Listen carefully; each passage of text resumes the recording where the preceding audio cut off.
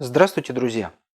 Ну что ж, потихонечку мы движемся к завершению нашего цикла по восстановлению движений в кисти и пальцах при плегии и при спастическом парезе.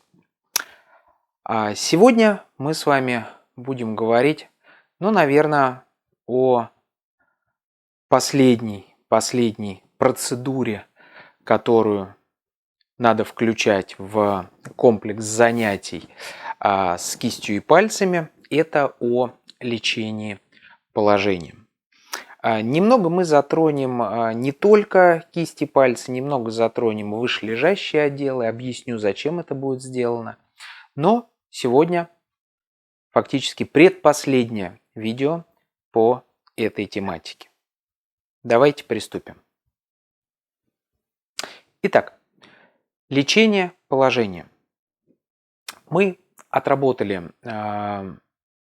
пассивно размяли, постимулировали, позанимались пассивно, позанимались активно, еще раз, возможно, постимулировали. И в конце, чтобы пролонгировать эффект от занятий, мы можем фиксировать кисть и пальцы в правильном, выгодном для нас положении. Для плегии и для спастического пареза эти положения могут быть разными. Об этом мы тоже поговорим. Сейчас хотел бы поговорить все-таки нарушить нашу стройную схему и поговорить сначала о спастике. И поговорить не только о кисти и пальцах, но и вышележащих отделах. Смотрите, спазм идет по всей руке, захватывая в том числе и грудную мышцу, и мышцы спины, и глубокие мышцы ротаторы руки, плеча. Поэтому для того, чтобы рука полноценно лежала в, допустим, лангете, конечно, предварительно надо растянуть вышележащие спазмированные мышцы.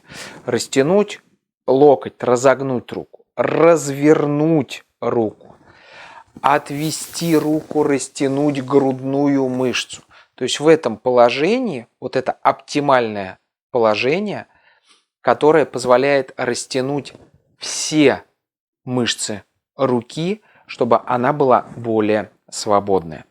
Поэтому сначала можно пассивно кого-то попросить, прям сидя или лежа, потянуть руку, по диагонали отвести руку, развернуть ладошкой вверх, разогнуть максимально. Из положения 90 градусов поротировать ее наружу, растянуть, потому что, как правило, она у нас сгибается внутрь. И после этого уже пробовать убирать руку в лангету.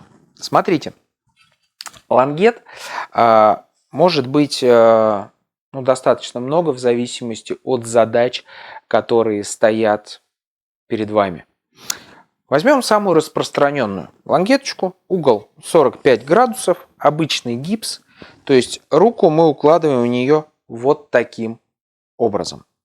Многие мне рассказывают, что невозможно, мы ее туда, а она в ней собирается, скручивается, и нет никакой возможности ее уложить, то есть удержать, пока мы ее бинтуем.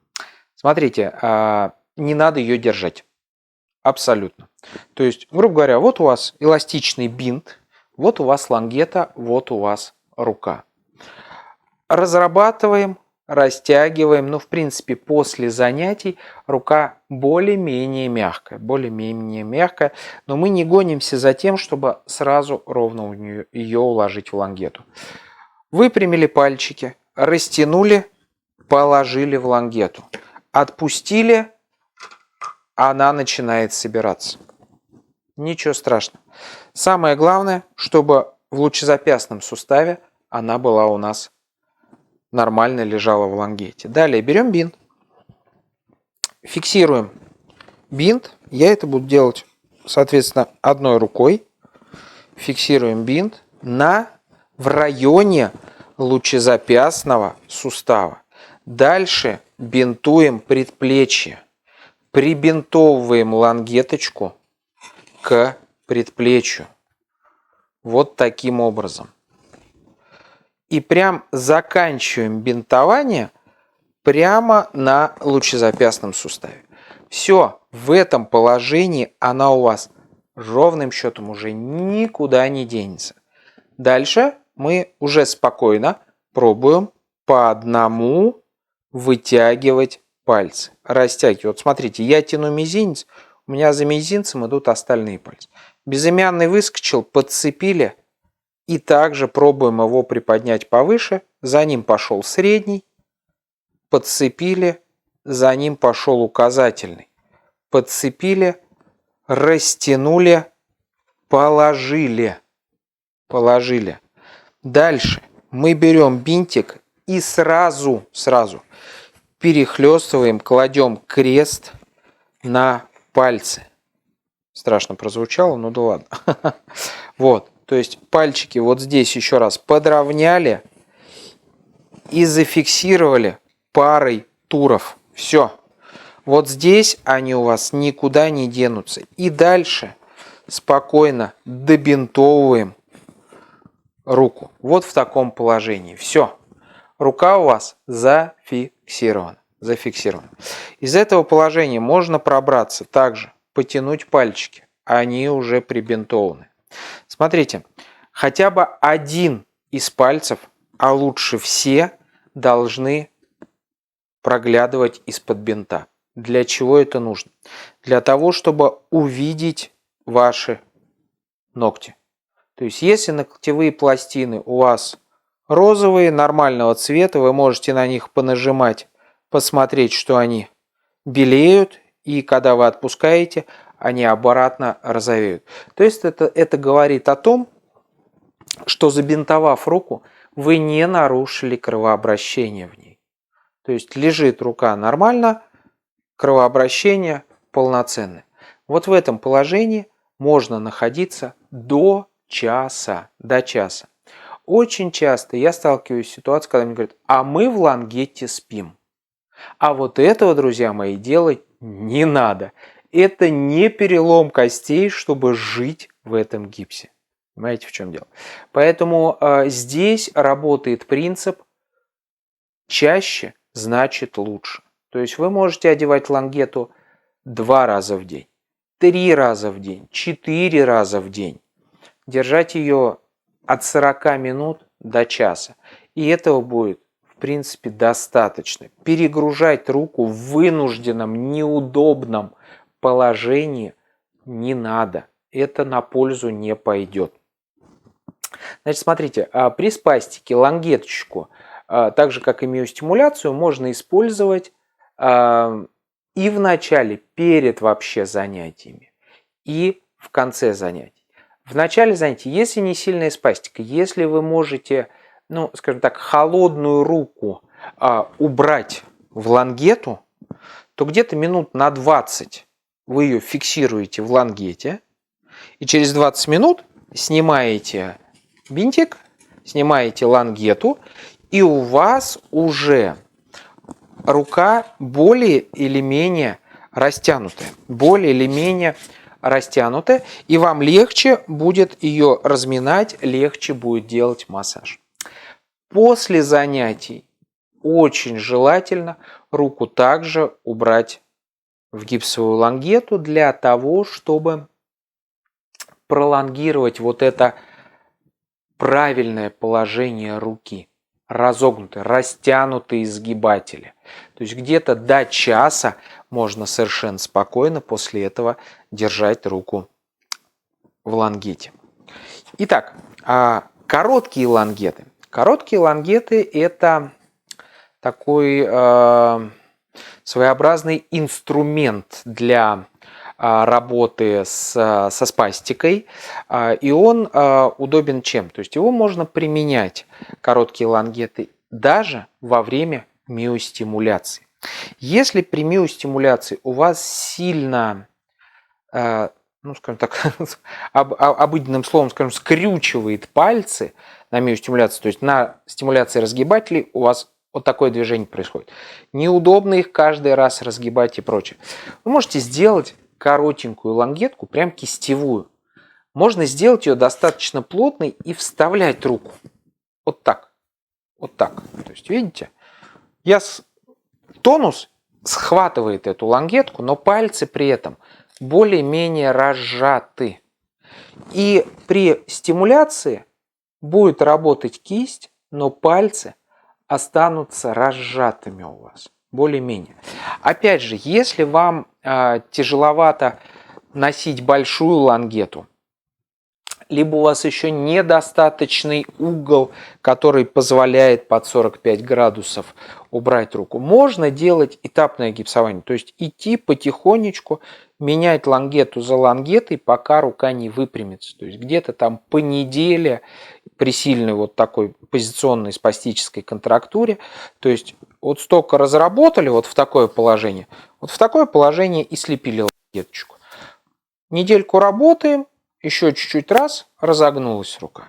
Слепили лангеточку.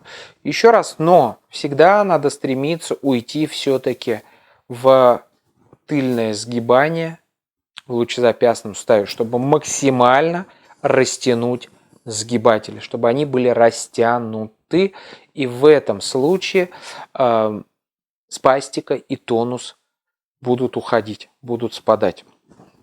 Значит, вот эта лангеточка коротенькая, вы ее можете вообще использовать для постоянного ношения. Так как ее не надо бинтовать, спастика ее будет держать по большому счету.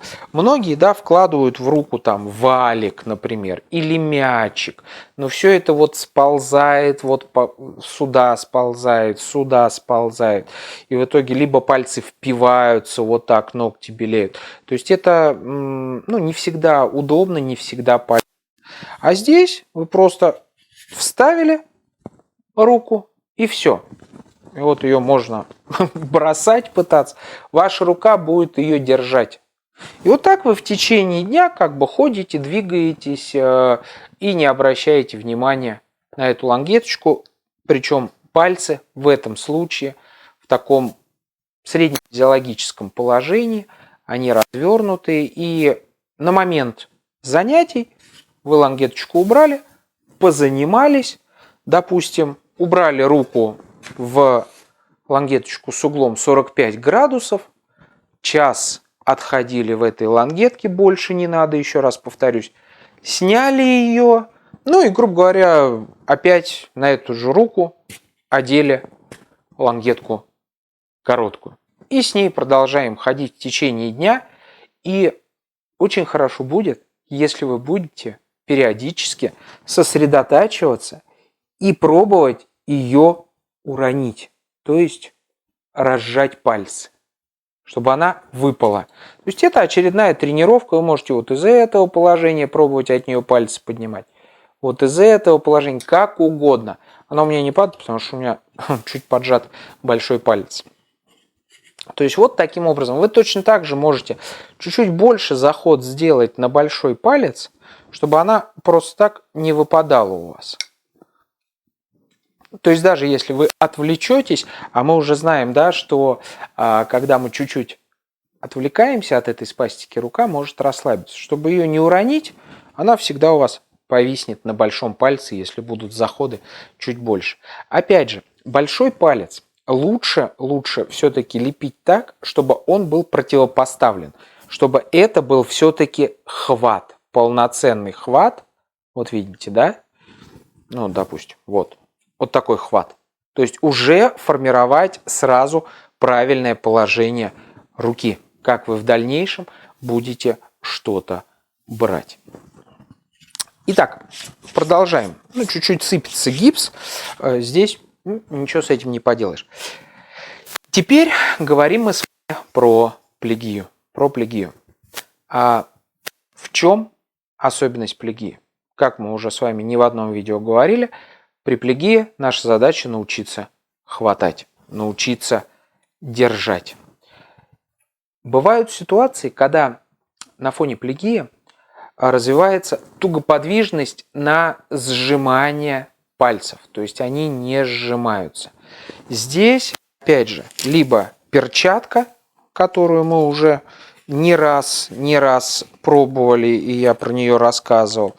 То есть зафиксировали руку, что-то вложили в пальчики, и вот это что-то притянули перчаточкой. Притянули перчаточкой. Все. И вот так мы ходим. И мы пытаемся сжимать вот этот предмет. Желательно, чтобы он был, такой относительно мягкий, чтобы вы могли его все-таки попытаться сжать. И каждый раз, если у нас есть контрактура, мы походили чуть-чуть, подтянули еще пальчики больше в сгибание. Нет перчатки, никаких особо проблем в этом нет. Я уже в одном из видео говорил.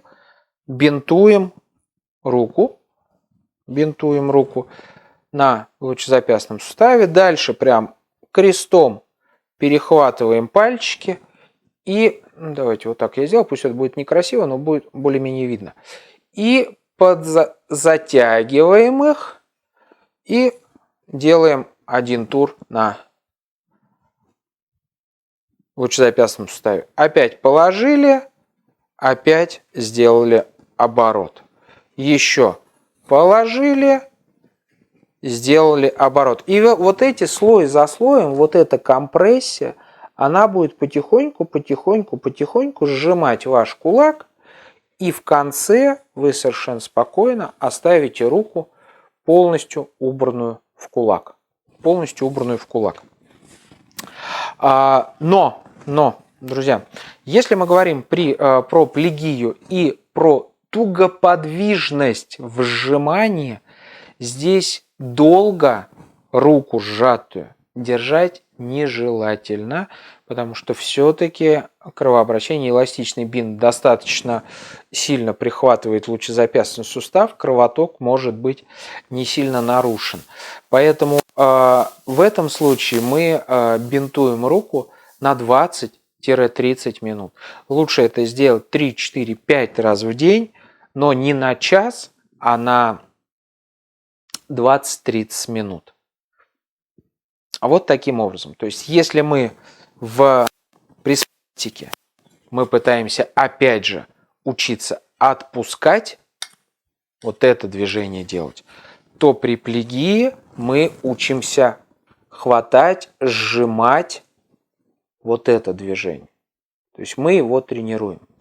Если регулярно заниматься, то есть вписать вот эти все занятия, которые мы с вами, про которые мы с вами говорили в последнее время, в некую схему в течение дня, то вы сможете заниматься кистью и пальцами, в среднем 3 раза в день. Понятно, что если более глобальная проблема, парез еще ноги, более сильный парез руки, надо заниматься и ногой, и рукой, и ходьбой, и другими мышцами. Да, здесь, конечно, получается 1 раз в день, но вот лангеточку, это штука пассивная. То есть вы ее одели, зафиксировали, и дальше вы можете и разрабатывать руку, и работать с плечом, и работать с плечевым суставом. Совершенно спокойно, прямо в лангетке. И пальцы будут фиксированы, руку не будет закручивать на каких-то движениях. Это облегчит ваши занятия. То есть можно поступать и таким образом совмещать и фиксацию кисти и пальцев, и работу с выше лежащими участками руки. Вот что я сегодня вам хотел сказать про лечение положения. Пишите свои вопросы, пишите комментарии, будем разбирать. И увидимся в заключительном видео по этой тематике, по которой мы уже теоретически подведем итоги. Я еще раз проговорю про сроки про время тех или иных процедур, про возможность компоновки этих процедур так, чтобы занятия были у вас эффективные. Так что встречаемся в следующем финальном видео по этой тематике. На сегодня все. Всего доброго, друзья. Будьте здоровы!